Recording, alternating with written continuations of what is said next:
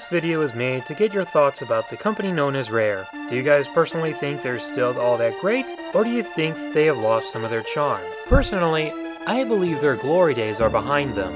And it's not because they work for Microsoft, and it's not because of this. It's because, well, there's a whole lot of other issues, but let's just say the biggest one is they've lost a lot of their best people. They just don't really have it in them anymore. At least that's what I believe.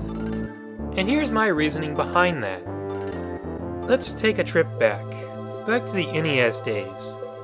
Rare was a relatively unknown company back then. Very few people actually knew them, and I don't believe they had that little logo that they have today. The one game that just about everybody remembers them from the NES days, or at least heard of, is RC Pro AM. I also remember them from Cobra Triangle, which in a way did kind of play similar, but not a whole lot. Then we move to the Super Nintendo era. This is where Rare really made a name for themselves.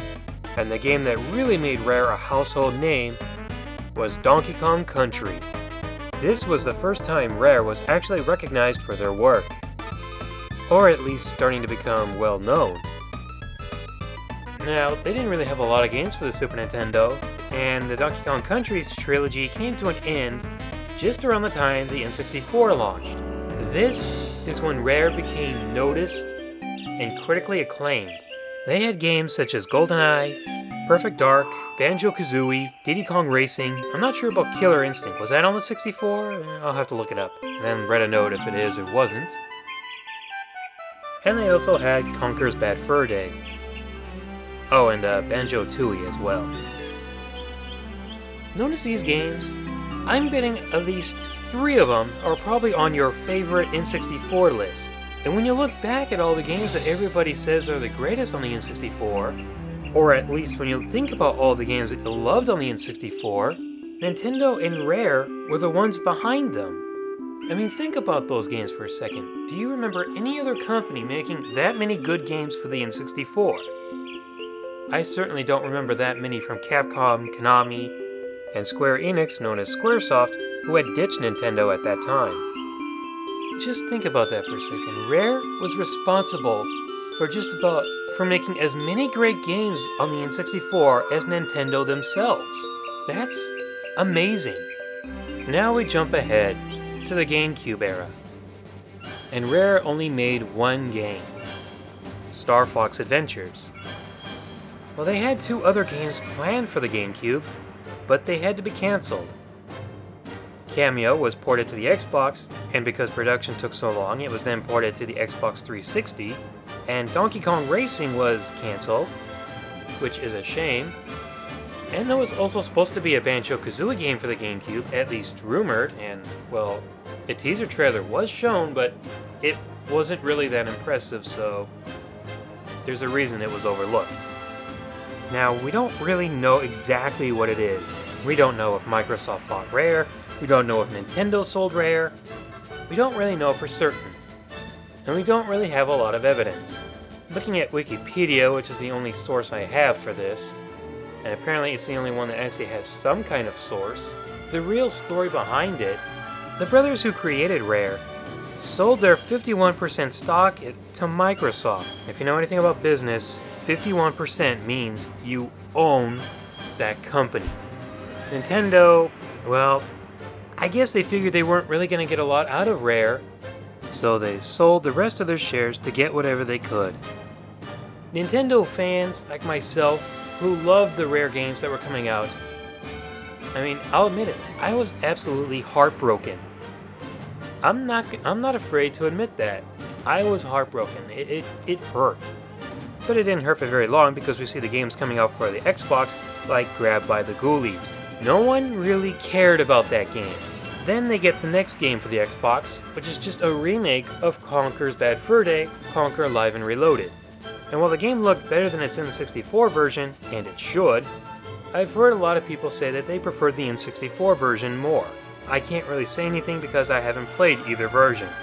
But yeah, that's pretty much all they made. Then comes Xbox 360. And what do? We get Cameo Elements of Power. A game that had been in delay for what, 4 years and jumped 3 consoles? We get that as a launch title, and it received a fair amount of good ratings. And we also got Perfect Dark Zero, the much anticipated, was it a sequel to Perfect Dark? I think it was a prequel. And I heard they were supposed to be making a trilogy out of it, but I think that kind of fell through. Perfect Dark Zero was overhyped. Anticipation was high, especially since it was one of the most critically acclaimed games on the N64. But decent reviews don't really live up to the expectations that followed one of the most critically acclaimed games on the N64. It's sad but true.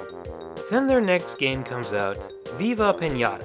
Now this came from a cartoon, didn't it? I'm not sure which way it is. Did it inspire a cartoon, or did it originate from a cartoon? That's something you'll have to tell me, because I'm not going to go into research on it. And I heard it won an award. Now that's the only Rare game I've heard from this century, besides Perfect Dark on the N64, that won an award from Rare. It's the only one I've heard, especially, I'm not sure about Conker's Bad Fur Day or Banjo-Tooie. Either way, that's the only game they've made so far while being owned by Microsoft that they've actually won an award for. Then fans finally get Banjo-Kazooie Nuts and Bolts. You either love it because it's Banjo-Kazooie, or you don't like it because it doesn't remind you of what made Banjo-Kazooie so great in the first place. As of this moment, I would like to remind you guys that I have not played any Rare game that has been made for a Microsoft console, only because I don't have a Microsoft console. I don't have an Xbox, and I don't have an Xbox 360. And to be perfectly honest, there hasn't been a game that Rare has come out for on the Xbox that has really made me want to go out there and play it. Now that's just my own opinion, alright? That's nothing to get all up in arms about. All of what I've said is just the reason why I think that Rare's glory days are behind them. And I'm not going to blame Microsoft, I'm not going to blame Nintendo, I'm going to blame Rare. I'm just going to blame the company itself. And I think one of the biggest reasons behind them no longer being as good as they were is because they lost a lot of key members. A lot of creative people that were on the team have left the company. Well, that's why I think Rare's glory days are behind them, and I'd like to get your guys' opinion. Do you think Rare still has the magic touch? Do they still have some charm left in them? Or do you two think that they have just past their prime?